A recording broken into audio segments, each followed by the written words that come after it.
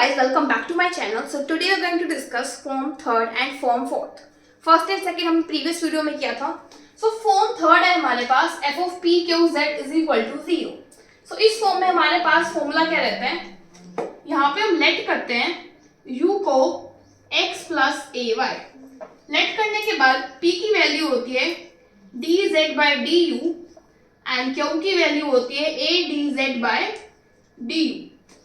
So, यहाँ पे हम पुट कर देते हैं P और Q की वैल्यू, आ जाएगा dz by du का होल क्यूब प्लस यहाँ पे हमारे पास आ जाएगा A dz by du का होल क्यूब माइनस 3pq.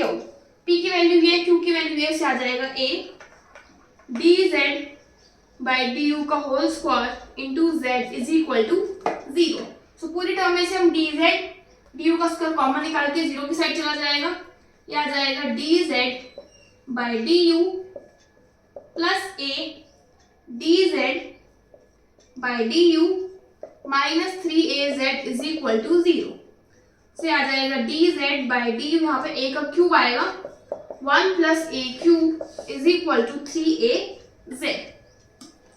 सो ये आ जाएगा dz by z is equal to 3a into du and यहाँ पे 1 प्लस a क्यूब भी प्रेजेंट है.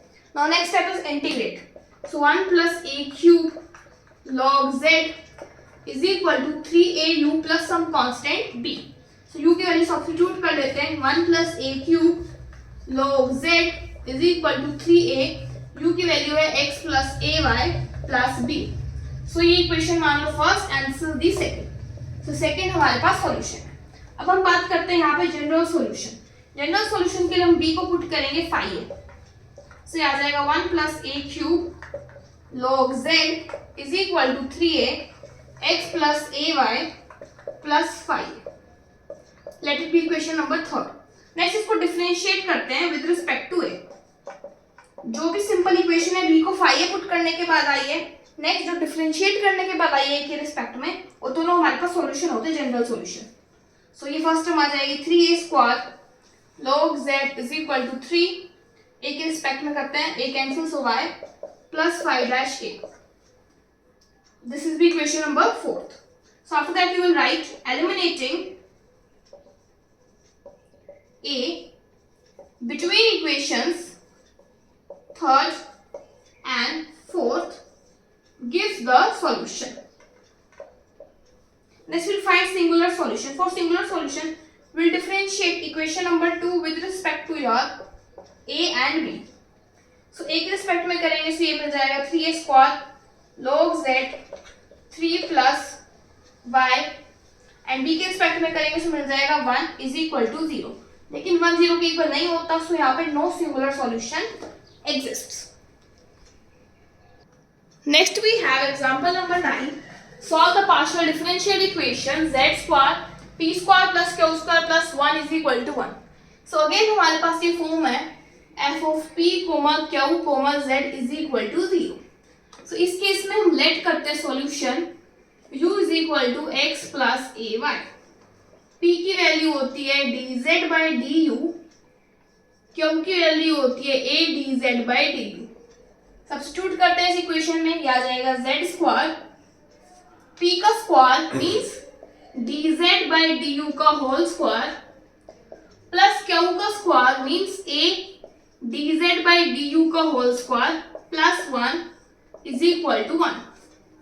सो dz by du का होल स्क्वायर पहले z स्क्वायर को डिवाइड में ले जाते हैं, तो आ जाएगा 1 by z स्क्वायर. अब यहाँ से हम dz by du का होल स्क्वायर कॉमन ले लेते हैं, ये आ जाएगा 1 प्लस a स्क्वायर प्लस 1. इस 1 को राइट हैंड साइड में माइनस में लिख लेते हैं. सो ये आ जाएगा आपके पास dz by du का whole square is equal to 1 minus z square by z square upon 1 plus a square. So यहाँ से dz by du की वैल्यू आ जाएगी under root of 1 minus z square upon 1 plus a square and z square बाहर आ जाएगा simple z. तो z वाली टर्म्स एक तरफ रखते हैं, z dz upon under root of 1 minus z square into 1 plus a square is equal to du. Next step is to integrate. 2 से मल्टीप्लाई, माइनस 2 से मल्टीप्लाई, माइनस 2 से डिवाइड. सो ये फंक्शन है, ऊपर उसका डेरिवेटिव है, सो इंटीग्रेट करते हैं यहाँ पे। हम यहाँ पे लेट कर लेते हैं 1 माइनस जेड स्क्वायर को t।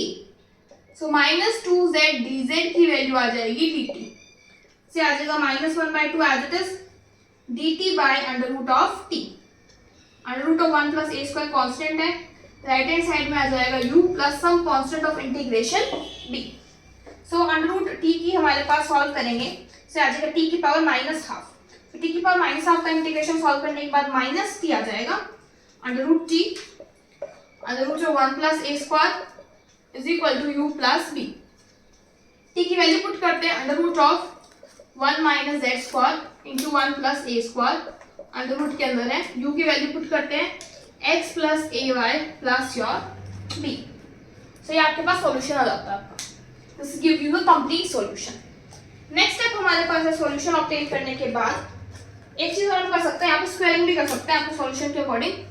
1 plus a square 1 minus z square is equal to x plus a y plus b का होल स्क्वायर। सो ये हमारे पास रिक्वायर्ड सॉल्यूशन। नेक्स्ट हमें यहाँ पे फाइंड आउट करना है general solution and singular solution. So हम जनरल सॉल्यूशन फाइंड आउट करते हैं फर्स्ट।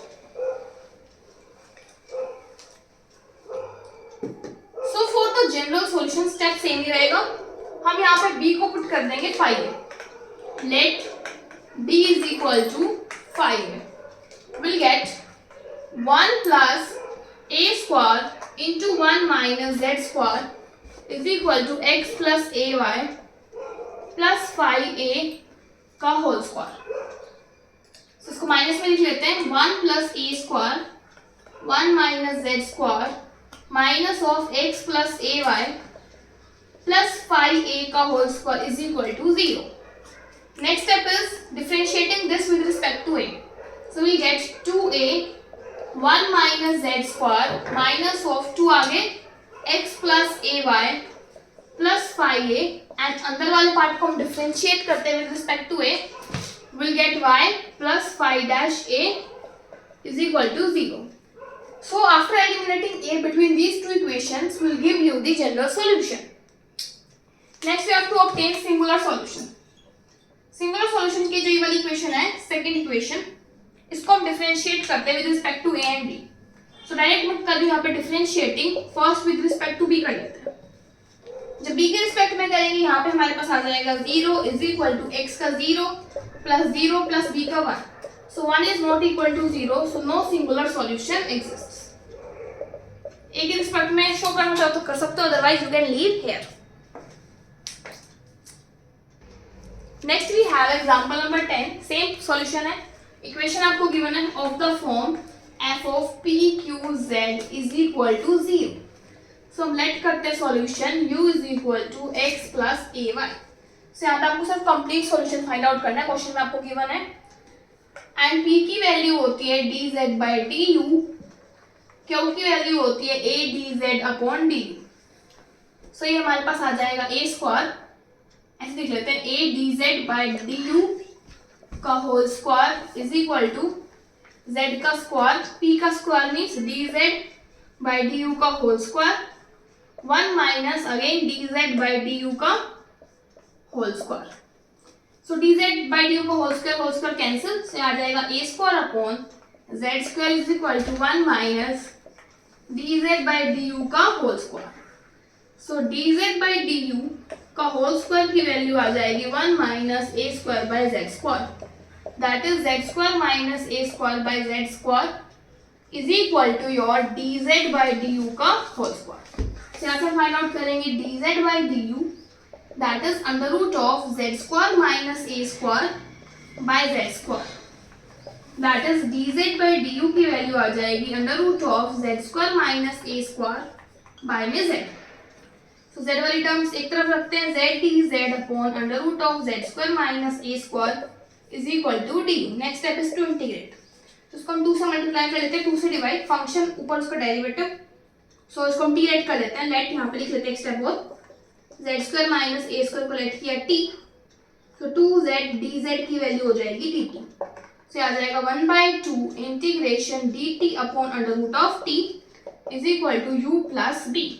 अंडर रूट टी का डेरिवेटिव होता है 2 into under root t, so 2 से 2 कैंसिल, आ जाएगा अंडर रूट टी, यू की वैल्यू पुट कर लेते हैं x plus a y plus b, under root t की वैल्यू पुट कर लेते हैं, आ जाएगा under root of z square minus a square is equal to x plus a y plus b. So this gives you your complete solution. So after this we'll discuss type number 4. So in this form we have f1 xp f2 xp means एक तरफ x और p का function है and दूसरी side y और q का function है. So इस टाइप की क्वेश्चन को हम कैसे सॉल्व करेंगे, ये आपकी फॉर्म सेम गिवन है. So हम एक साइड जहाँ पे p और x है उसको हम लेट कर लेंगे यहाँ पे a, दूसरी साइड को भी हम लेट कर लेंगे a. यहाँ से p की वैल्यू डिटरमाइन करेंगे a प्लस 3x स्क्वायर, यहाँ से q की वैल्यू डिटरमाइन करेंगे under root of a plus y. Solution क्या होगा, dz is equal to p dx plus q dy. p की वैल्यू है a plus 3x square into dx plus q की value है under root of a plus y dy is equal to dz. So next step is to integrate.